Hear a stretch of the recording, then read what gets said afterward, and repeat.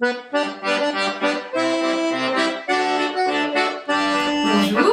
Bonjour.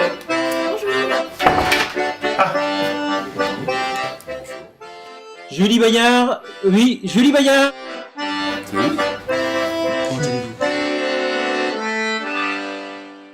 C'est un genre de gardien, mais qui n'est pas vraiment fait pour ça. C'est une sorte c'est une sorte de Télétobies à qui on aurait confié une Kalachnikov. Ouais.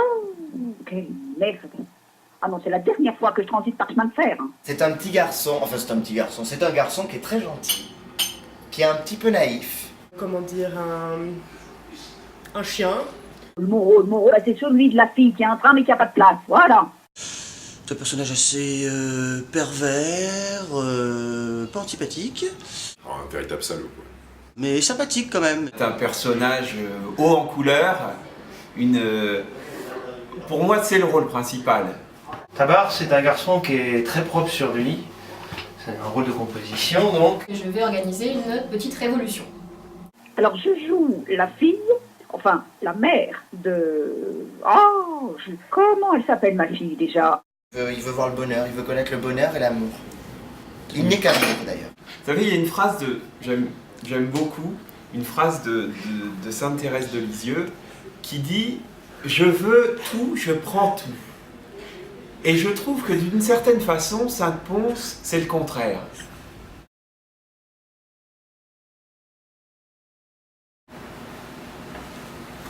Problème de talent. Ah bah Mathieu, faut toujours qu'il bouffe avant les répètes, après ça lui donne une haleine de chacal, mais bon ça va, j'ai pas beaucoup de scènes où il me parle de près. Voilà, des gens qui sont pas très professionnels. Tout le temps. Ils sont insupportables. Oh mais il n'y a pas de problème, dans la troupe, j'ai sélectionné soigneusement tous les individus qui composent la troupe et on s'entend à merveille. On pourrait vivre ensemble, hein. D'accord. D'ailleurs c'est un petit peu ce qu'on fait en ce moment. Alors eux peut-être qu'ils rencontrent des problèmes, mais moi non, j'ai pas rencontré de problème.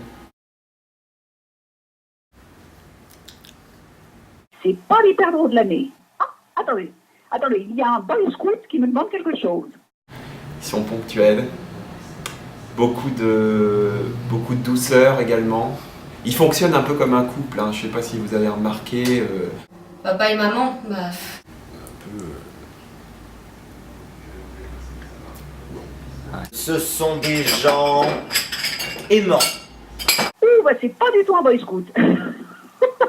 C'est pas du tout un boy scout, c'est un nain. Et il m'a tendu sa carte en plus, que je suis bête. On a le plus âgé qui est un peu la maman, hein, qui est un peu la figure féminine du couple. Et puis le plus jeune, hein, qui est un peu une sorte de force de la nature. Il fallait qu'on lui amène des stères de bois qui découpaient entre les répétitions. Et c'est vraiment une belle tendresse entre les deux, une belle symbiose. Oui, sa carte de nain. Bah oui, ils ont des cartes, sinon comment voulez-vous qu'on les reconnaisse? C'est pas très net comme histoire.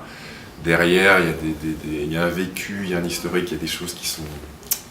Hein, on a papa qui est Pascal, qui râle un peu, qui est un peu plus autoritaire, et maman...